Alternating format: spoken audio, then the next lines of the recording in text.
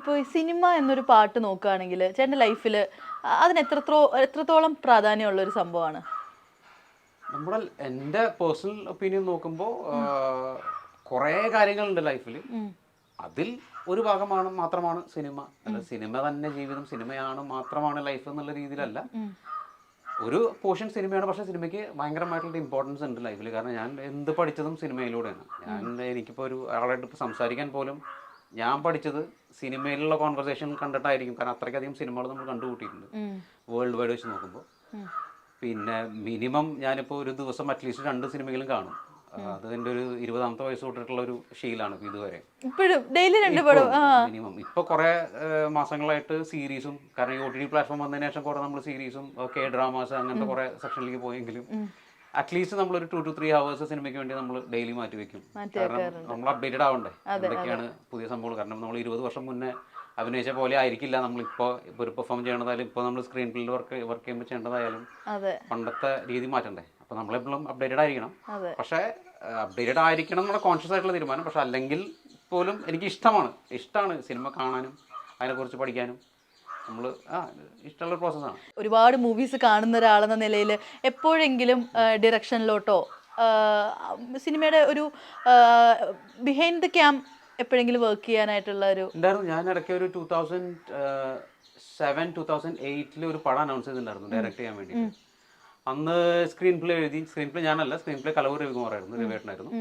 അങ്ങനെ almost casting ഒക്കെ fix ആയി. ന്യൂ കമ്പോസിനെ വെച്ചിട്ട് പ്ലാൻ ചെയ്തു, എല്ലാം ഫൈനലായി. പക്ഷേ പ്രൊഡക്ഷൻ സൈഡിൽ നിന്നൊരു പാളിച്ച വന്നപ്പോൾ അത് നടക്കാൻ പറ്റിയില്ല. അന്ന് ഡ്രോപ്പ് ചെയ്യേണ്ടി വന്ന പ്രോജക്റ്റ്. പിന്നീട് ഒരിക്കൽ ചൂടുവെള്ളത്തിൽ വീണ പോലെ. കാരണം അന്നൊരു 1-1.5 വർഷം നമ്മൾ കുറെ അനുഭവിച്ചിരുന്നു ഇതിന്റെ ബാക്കിലുള്ള. കാരണം സിനിമയിൽ ഉണ്ട് ഇല്ല എന്ന് പറഞ്ഞാലും ചെറിയൊരു പൊളിറ്റിക്സ് ഉണ്ട്.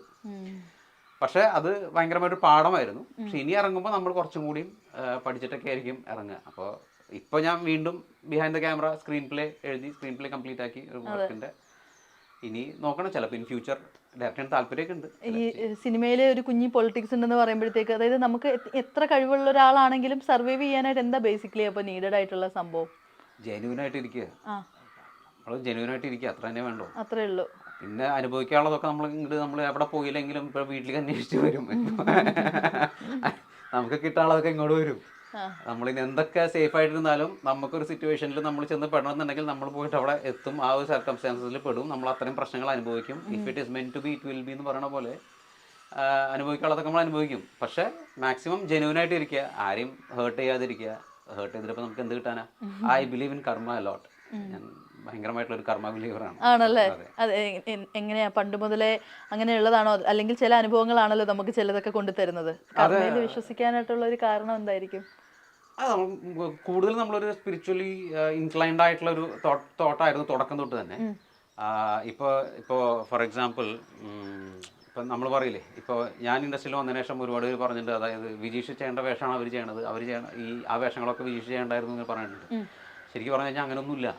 അതായത് അവർ ചെയ്യേണ്ടത് അവർക്ക് കിട്ടും, അത്രേ ഉള്ളൂ. ഇപ്പോൾ ചക്രം എന്ന് പറഞ്ഞൊരു ഫിലിം ഞാൻ ലോഹി സാറിൻ്റെ കൂടെ ചെയ്യുന്ന സമയത്ത് അത് മോഹൻലാൽ സാറും ദിലീപേട്ടനും കൂടിയിട്ട് അഭിനയിച്ച film. Kamal sir direction, Lohi sir writer ആയിട്ട് 22 ദിവസം ഷൂട്ട് ചെയ്ത ഫിലിമാണ് അത്. എന്നിട്ട് നിൽക്കുകയും കുറേ കാലത്തിന് ശേഷം അത് വീണ്ടും ചെയ്യാൻ വേണ്ടിയിട്ട് ലോഹി സാറ് ഡയറക്റ്റ് ചെയ്യാൻ വേണ്ടി തുടങ്ങുന്ന സമയത്ത് കാസ്റ്റ് ചെയ്തത് രാജുവിനെയും എന്നെയാണ്, പൃഥ്വിരാജിനെയും എന്നെയാണ് കാസ്റ്റ് ചെയ്തത്. അപ്പോൾ അത് ദിലീപേട്ടൻ ചെയ്യേണ്ട വേഷമാണ് ഞാൻ ചെയ്തത്. അത് എനിക്ക് പറഞ്ഞേക്കാളും മുന്നേ അത് ജയനായിരുന്നു കാസ്റ്റ് ചെയ്തത്. അപ്പോൾ സ്വപ്നം കൂടെ സമയത്ത് ഞങ്ങൾ വർക്ക് ചെയ്യുന്ന സമയത്തൊക്കെ അവരിങ്ങനെ ഡിസ്കസ് ചെയ്യണം, കേൾക്കാം അതിനെ കുറിച്ച്. പക്ഷെ പിന്നീട് അവസാനം ജയനും എന്തോ തിരക്ക് വന്ന് മാറി, അവസാനം അത് എനിക്ക് വന്നു. വരാനിരിക്കുന്ന സാധനം എങ്ങനെയായാലും നമുക്ക് വരും. അത് ആ ഫൈനൽ മൊമെന്റിലാണ് വന്നത്. അപ്പോൾ എനിക്കുള്ളത് എനിക്ക് തന്നെ വരും. പിന്നെ അതല്ല, ഇപ്പോൾ വേറൊരു ആർട്ടിസ്റ്റ് ആണ്, എനിക്ക് ഉദ്ദേശിച്ച ക്യാരക്ടർ അങ്ങനെയൊന്നുമില്ല. അവർക്ക് കിട്ടേണ്ട ക്യാരക്ടറാണ് അവർ ചെയ്യണത്. എല്ലാം പറഞ്ഞ് ഫിക്സ് ചെയ്ത് വെച്ചിട്ട് അവസാന നിമിഷം പോയിട്ടുള്ള നല്ല കഥാപാത്രങ്ങളുണ്ടോ? ഇപ്പോഴും അത് ഓർത്തിട്ട് അയ്യോ അതെനിക്ക് ചെയ്യാൻ പറ്റിയില്ലല്ലോ എന്ന് തോന്നിയിട്ടുള്ള കഥാപാത്രങ്ങളുണ്ടോ? നല്ല കഥാപാത്രങ്ങളില്ല, പക്ഷെ ഒരുപാട് സിനിമകളുണ്ട്.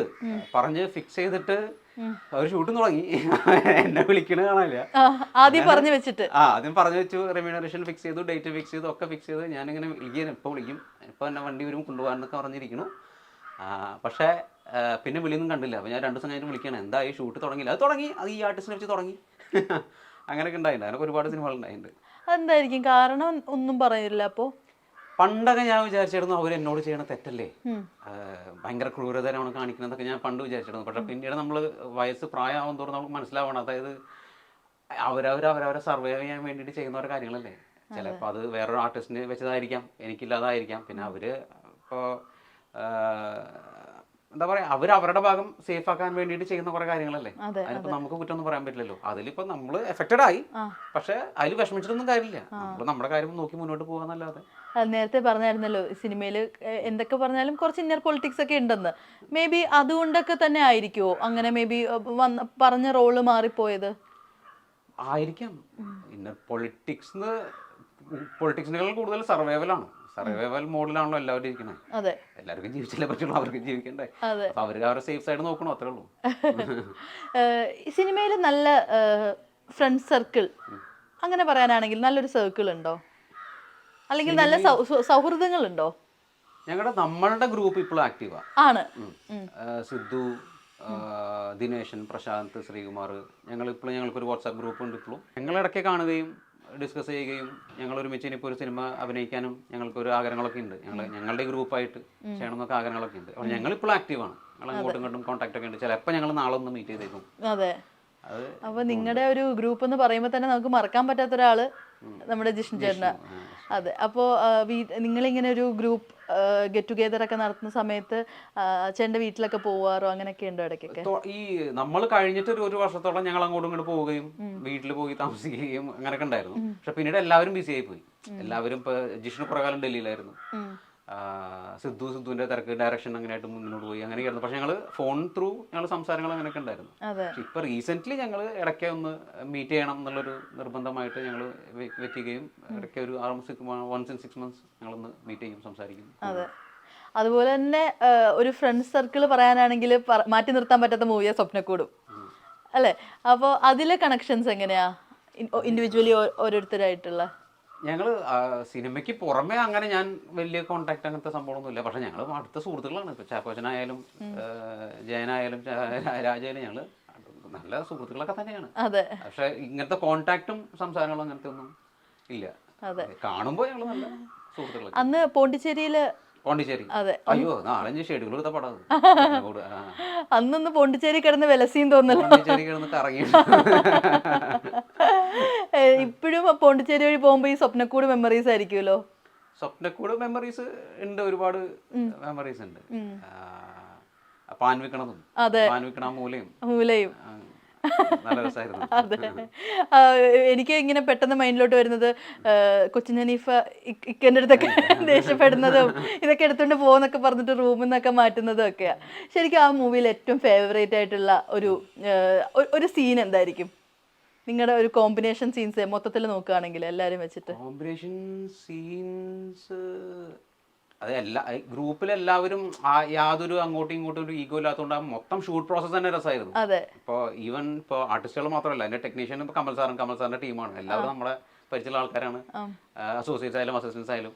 അപ്പോൾ ഞങ്ങൾ എല്ലാവരും ഷൂട്ട് കഴിഞ്ഞാലും ചിലപ്പോൾ ഒരുമിച്ച് കൂടുകയും കുറേ നേരം സംസാരിക്കുകയും അങ്ങനെയൊക്കെ ഉണ്ടാവും. അപ്പോൾ അത് പ്രത്യേകിച്ച് ഒരു എടുത്ത് പറയത്തക്ക ഒരു സീൻ ഒന്നും അങ്ങനെയില്ല. അത് കുറേ സോങ് ഷൂട്ട് സമയത്ത് അവിടെ ഈ സമൂസ ഉണ്ടാക്കുക, ബജ്ജി ഉണ്ടാക്കുക, അങ്ങനത്തെ പരിപാടികളൊക്കെ ഉണ്ടല്ലോ. അതൊക്കെ ഇവരൊക്കെ തന്നെ, അതായത് രാജുവായാലും ഇവരായാലും അവരെന്നെ പോയി പഠിച്ചിട്ട് അവരൊക്കെ ഉണ്ടാക്കും. സോങ് കട്ടിന് വേണ്ടിയിട്ട് അവരപ്പോഴേക്ക് സ്പോട്ടിൽ പഠിക്കും. അതൊക്കെ നല്ല രസമായിരുന്നു.